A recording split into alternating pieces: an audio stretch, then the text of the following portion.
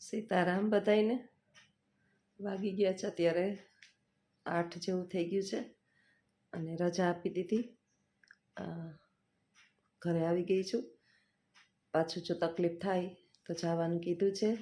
હજી ધબકારા વધઘટ થાય રાખે છે અને ખબર નહીં રાતે કાલે સવારમાં રાત આખી થોડી પ્રોબ્લેમ તો કેટલા દિવસથી હતી પણ હું ગણકારતી નહોતી. જરા કામ ઢહેડો કરે જ રાખતી હતી જમવામાં ધ્યાન ના આપ્યું. જમવામાં એવું થાય કે ઘડીએ છે ને બાનું સાફ કરી લઉં ને ત્યાં મને ઉલટી જેવું વોમિટ થાય એટલે ભાવે નહીં અને એમાં છે ને બેભાન થઈ ગઈ. પછી ખબર નહીં ક્યારે મારા ઘરવાળાએ 108ને બોલાવી, ક્યારે દવાખાને લઈ ગયા, ક્યારે ટ્રીટમેન્ટ ચાલુ થઈ. આંખ ખુલીને ત્યાં દવાખાનામાં પડી હતી. બહુ બીપી મને છે નહીં, અત્યારે તો નોર્મલ જ છે બધું. રિપોર્ટ કર્યા મેં હિમોગ્લોબિન જે છે ને એ સાવ 6% જ થઈ ગયું છે. હિમોગ્લોબિન નથી જરાય. શરીરની અંદર ઘણા બધા તત્વો ઘટે છે અને બધા કહે છે કે આરામ કરો. આરામ ઘરની અંદર આવીને તો વેર વિખેર પડ્યું છે. લેડીઝ વિનાનું ઘર અને ઘરની અંદર એક વૃદ્ધ માણા ને પાછી ભેગી નોકરી. અત્યારે ચાલુ છે 10માની એક્ઝામ બોર્ડની એટલે એમાં હળિયું કાઢવાની. કાલે વળી છે શનિવારે અને બહુ દોડાદોડીનું લાઈફ બની ગઈ છે. ઘટપણ તો નથી પણ ઘટપણથી પણ વિશેષ અત્યારે હાલત મારી એમ કહું ને તો એવી છે. એટલે આવીને બસ જો હા ભરતી બેસી ગઈ છું. અત્યારે પાછા બોલાવ્યા સ્કૂલે. આજે 10માનું પેપર નથી પણ જવું પડશે કે ખબર નહીં. સ્કૂલે આવવાનું છે એવો મેસેજ સ્કૂલથી આવ્યો છે.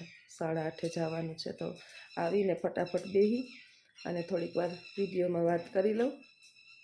પછી બાને તો એને દીકરાને કહી દીધું કે 2-3 દિવસ તમે સંભાળો, તમને આરામ થઈ જાય થોડોક. અને જમવાનું તો બહારથી 2-3 દિવસ મગાવી લઉં. એક તો હાથને એવો પંચર પાડી દીધા છે ને, હાથ જો આખો હોજી ગયો છે મારો. જો આખો હાથ દેખાય, આખો હાથ છે ને આખો હાથ હોજી ગયો છે મારો હાથ. એ જ હાથે મને લોટ બાંધવાની ટેવ છે. હવે એ હાથ વળતો નથી તો રસોઈ કેમ કરવી મારે? એક જ મિનિટ. હા ભાઈ, દૂધ આવી ગયું છે.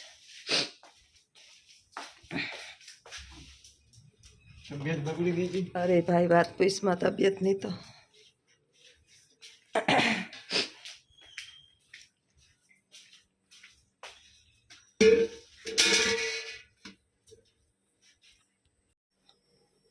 ચાર ટોપિયા પડ્યા દૂધના, 4 ભરેલા.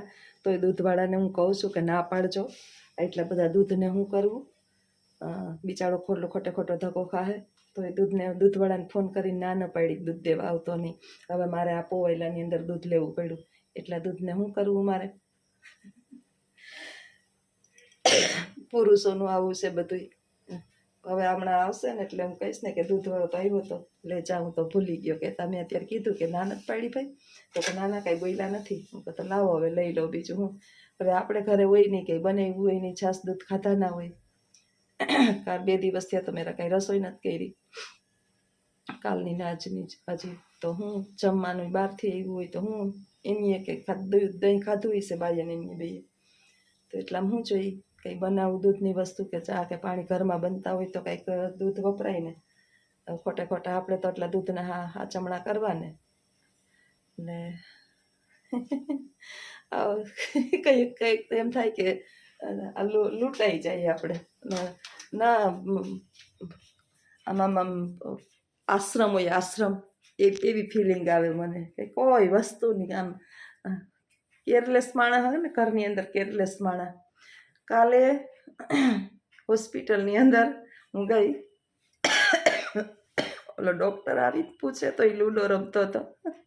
લૂડો રમતા ભાઈ કંઈ જરાક ધ્યાન આપો, આ બાટલો પૂરો થઈ જાય તો એમાં ધ્યાન આપો. આ બેનને એ કે હમણાં નીંદર ચડશે, કે નીંદરનું આમાં ઊંઘનું ઓલું હોય.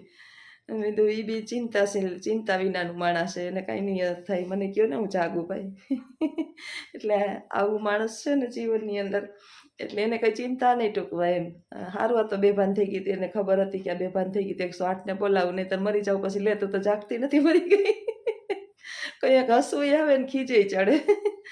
એ ભગવાન, મને છે ને બાની ચિંતા, હું બહાર નીકળું ને એટલે જ રહે. બધા કે કેવી હું ચિંતા કરવાની હોય, બધાને હોય ડોહા, બધાને હોય ડોહા, બધાને હોય, પણ બધાની વાહે છે ને માણસ કેરફુલ હોય. આ માણસને આમ આમ બિચારું પોળિયું માણસ છે. કાંઈ આપણે કહીએ ને કે કહીએ તો એ પછી કે આપણે રાડું નાખીએ ને તો એ સામું બોલે નહીં ખબર જ છે કે મારો જ વાક છે.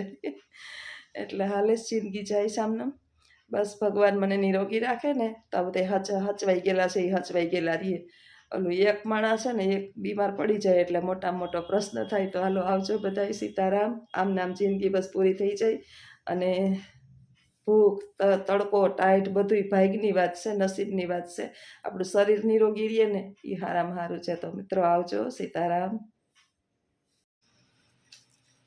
આ ઘરે હું ન હોય ને એટલે આવી હાલત થાય, બાની આવી હાલત હોય. ભગવાન છે ને મને, હું એટલે જ હું આ હિંમત હારી જાઉં છું કે મને મજા ના હોય ને એટલે આખું ઘરનું તંત્ર છે ને આખું બગડી જાય.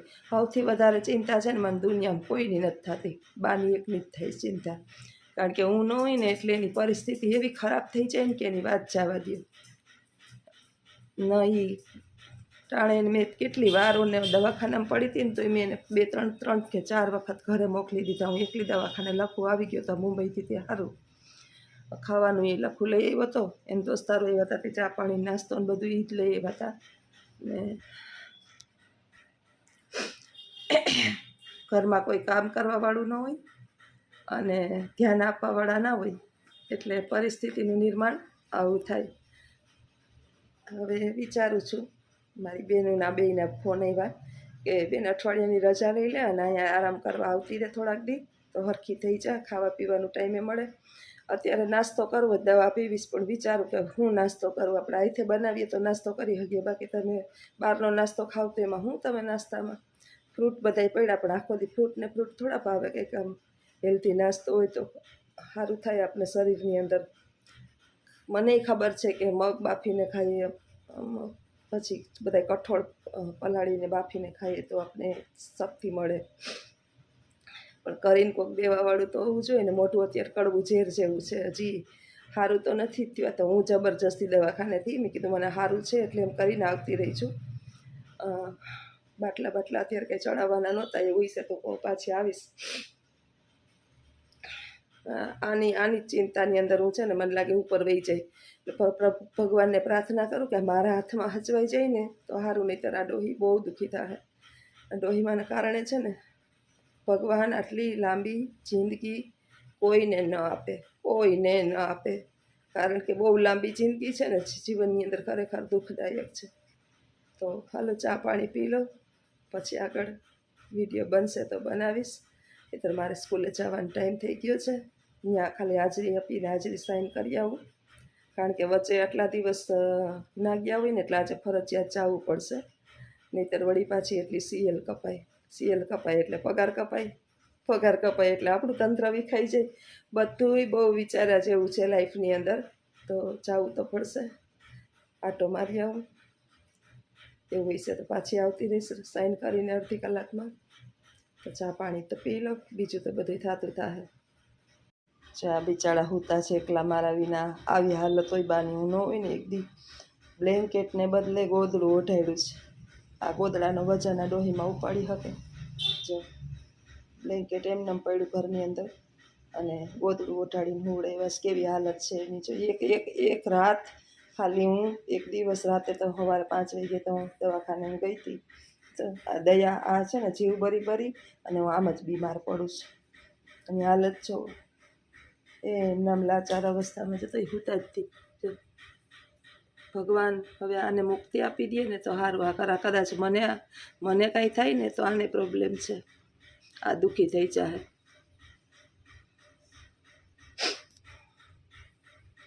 કેવું ગોદડું ઓઢીને હુતાશ છે, નથી ઉપર ચાદર પાથરી, નથી કાંઈ કર્યું. ઓલું ગોદડું રાખ્યું, ગોદડું ઓઢાડ્યું. આ પુરુષોના હાથમાં છે ને વૃદ્ધો આવે ને એટલે આવી હાલત થાય.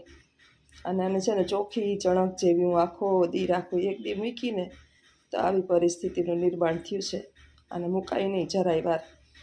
આખો દી હું એની ચાદર બદલાવી રાખું, એને સાફ સૂફ કરી રાખું, એને બ્લેન્કેટ મશીનમાં બે દી નાખી રાખવું, નકર તો બાથરૂમવાળા છે ને ગંધાતા હોય, આ બધા પેશાબને કર્યા છે એટલે ઉપર એને નાખી દીધા છે ને ઉપર ગોદડું ઓઢાડી દીધું.